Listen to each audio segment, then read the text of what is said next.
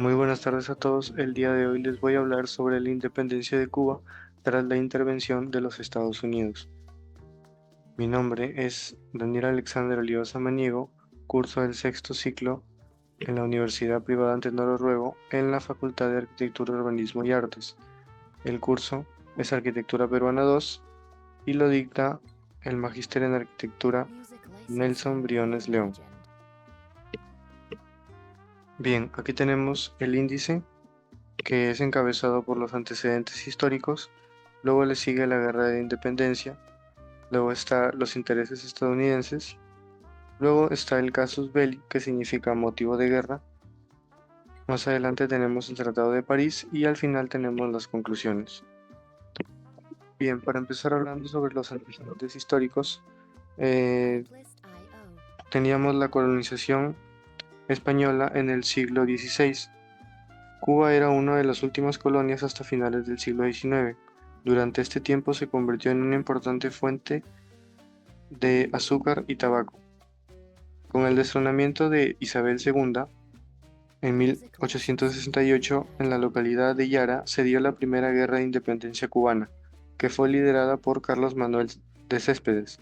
La guerra duró 10 años y aunque se lograron algunos éxitos, al final terminó con la intervención del general Martínez Campos. Muchos insurgentes aceptaron la paz en el cuartel español de San Agustín de Sanjón.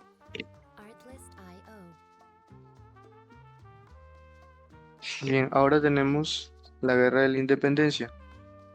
En 1895, los independistas, dirigidos por José Martí, era un político y filósofo cubano que fundó el Partido Revolucionario Cubano y se dirigieron a Baire.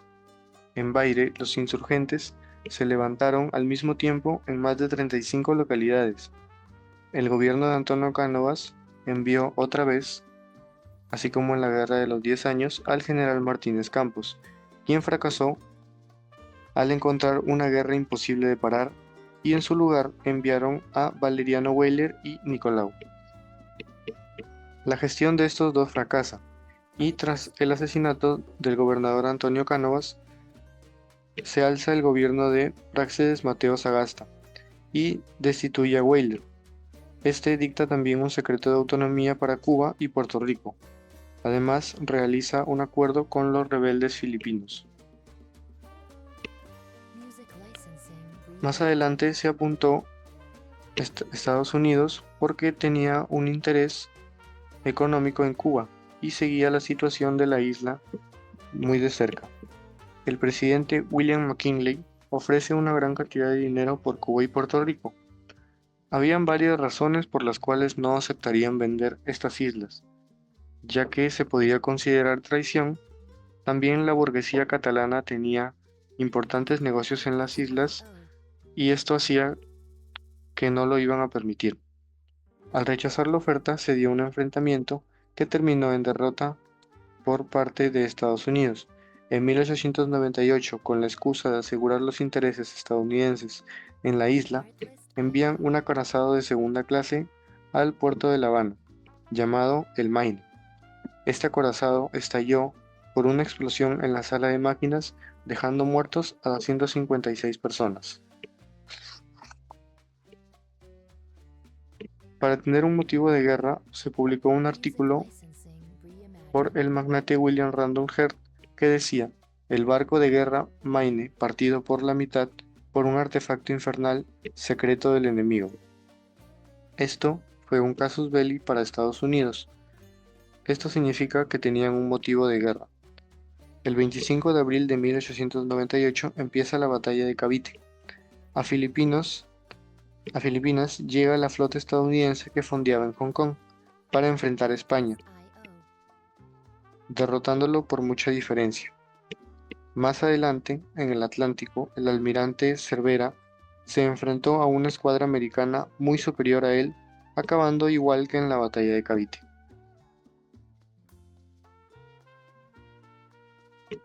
Luego se firmó el Tratado de París, que puso fin oficialmente a la guerra. España renunció a sus reclamaciones sobre Cuba cediendo Puerto Rico, Guam y Filipinas a Estados Unidos.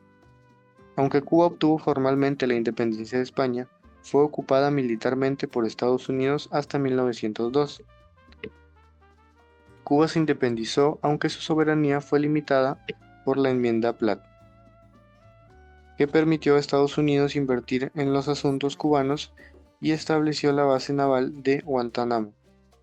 Cuba se convirtió en una república independiente el 20 de mayo de 1902, aunque su soberanía estuvo limitada, como ya se había dicho, por la Enmienda Platt, hasta su abrogación en 1934.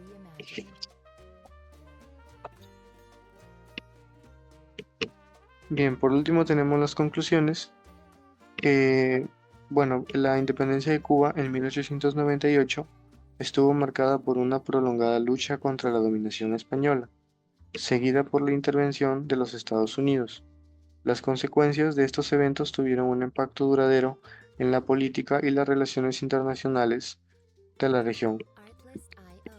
Este fue un acontecimiento multifacético con profundas implicaciones.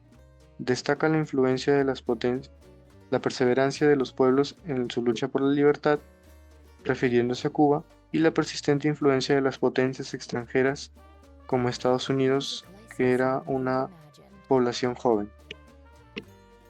Esto implicaba mucho en los asuntos nacionales y la relevancia del nacionalismo y la identidad cultural. Además, proporciona valiosas lecciones sobre los retos económicos de la dependencia y la intervención extranjera. Muy bien, esto ha sido todo. Muchas gracias por escuchar y hasta luego.